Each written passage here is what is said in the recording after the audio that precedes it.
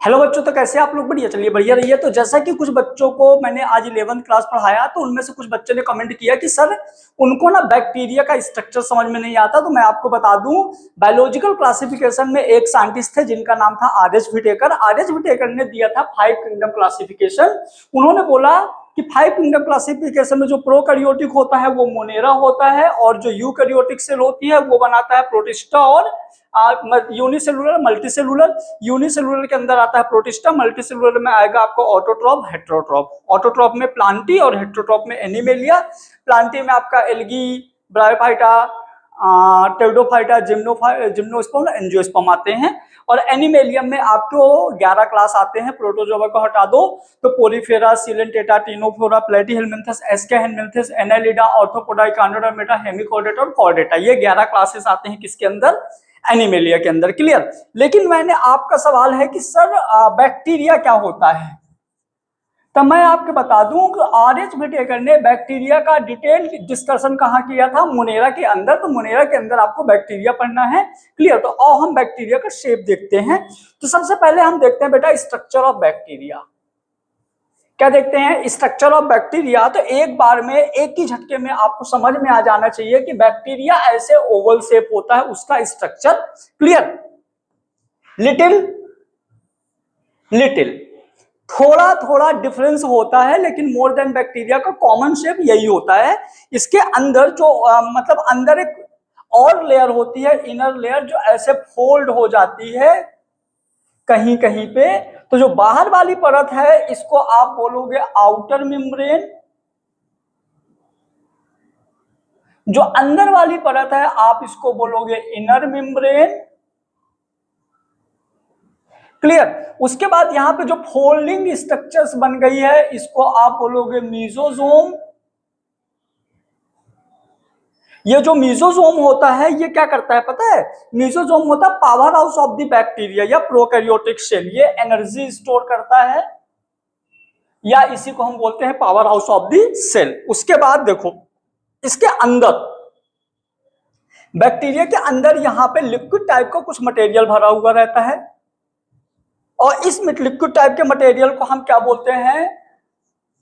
Cytoplasm, या आप मजे के लिए इसी को बोल दो प्रोटोप्लाज्म।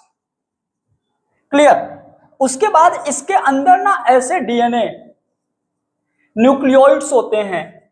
इसके अंदर क्या होता है? न्यूक्लियोइड्स, या इसी को आप बोल दो डीएनए होता है। क्लियर? इसी के अंदर क्या होता है बेटा? डीएनए होता है। अब आओ, अब यहां पे बैक्टीरिया में मूवमेंट्स के लिए यहां पे फ्लैजिला पाया जाता है बैक्टीरिया में। ये क्या होता है? फ्लैजिला होता है जो बैक्टीरिया को चलने में मदद करता है। क्लियर? उसके बाद बैक्टीरिया के इस वाले हिस्से में कुछ इस तरह के थ्रेड लाइक स्ट्रक्चर पाए जाते हैं जिसको हम बोलते हैं बेटा सेक्स पिलाई। क्या बोलते हैं इसको? सेक्स पिलाई बोलते हैं। तो ये हो गया आपका कॉमन बैक्टीरिया का स्ट्रक्चर। क्लियर? यहाँ पे आपके राइबोसोम्स भी होते हैं, याद रखना। बैक्टीरिया के अंदर ऐसे डॉटेड रवे टाइप के राइबोसोम होते हैं। राइबोसोम होता है जो 70S टाइप का होता है, जो प्रोटीन सिंथेसिस करता है। प्रोटीन सिंथेसिस करता है। तो ये आपको हो गया क्या? बैक्टीरिया, वो बैक्टीरिया का स्ट्रक्चर। अब यहां पे आप एक चीज और याद रखो कि जब भी बैक्टीरिया को अनफेवरेबल कंडीशन आती है, जब भी बैक्टीरिया के पास अनफेवरेबल कंडीशन आती है, मतलब ऐसी कंडीशन जिसमें बैक्टीरिया के फेवर में इन्वॉल्वमेंट नहीं होता, जहां बैक्टीरिया को मरने की दिक्कत आती है कि वहां पे बैक्टीरिया सरवाइव नहीं कर पाएगा, उस टाइम पे बैक्टीरिया अपनी चारों ओर एक परत बना लेती है, प्रोटेक्टिव लेयर बना लेती है। अपने चारों ओर बैक्टीरिया एक प्रोटेक्टिव लेयर बना देती है जिसको हम बोलते हैं कैप्सूल। क्या बोलते हैं इसको? कैप्सूल। और जैसे ही बैक्टीरिया कैप्सूल बनाता है तो इस स्ट्रक्चर को हम बोल देंगे स्पोर। तो वेरी आईएमपी, ये बहुत ज्यादा जरूरी है। और इसकी जो सेल वॉल होती है, आउटर जो लेयर है, इसको आप बोलोगे सेल वॉल, क्लियर। अंदर वाली को बोलोगे सेल मेम्ब्रेन। सेल वॉल जो होता है बना होता है किसका बना होता है, murein plus polysaccharide. Cell wall बना होता है पॉलीसैकेराइड का प्लस म्यूरिन। सेल मेम्ब्रेन बनी होती है ग्लाइकोप्रोटीन की। तो ये हो गया बेटा बैक्टीरिया का स्ट्रक्चर। एक बार मैं आपको सब फिर से बता देता हूं। जो बैक्टीरिया होता है वो कैसा होता है, तो बैक्टीरिया ओवल शेप स्ट्रक्चर होता है। बाहर वाली लेयर को हम बोलते हैं सेल वॉल, अंदर वाली को बोलते हैं सेल मेम्ब्रेन। सेल वॉल जो होता है पॉलीसेकेराइड का बना होता है, सेल मेम्ब्रेन जो होता है वो ग्लाइकोप्रोटीन की बनी होती है। अंदर वाली लेयर कुछ फोल्ड होकर एक स्ट्रक्चर बनाती है जिसको हम क्या बोलते हैं, मीसोजोम। और जो मीसोजोम होता है वो एनर्जी स्टोर का काम करता है, इसलिए हम इसको पावर हाउस भी बोलते हैं मीसोजोम को।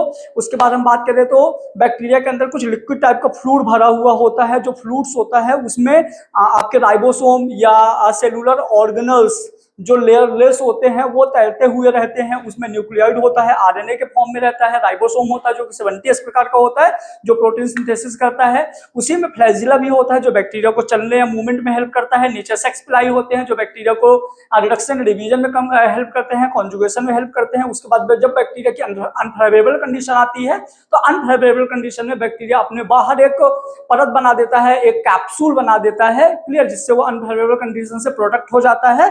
इस पूरे स्ट्रक्चर को हम क्या बोलते हैं बेटा, बैक्टीरिया। यदि आपको और भी कोई डाउट हो तो आप कमेंट करिए और इस वीडियो को आप ज्यादा से ज्यादा शेयर करिएगा। Thank you so much, best of luck.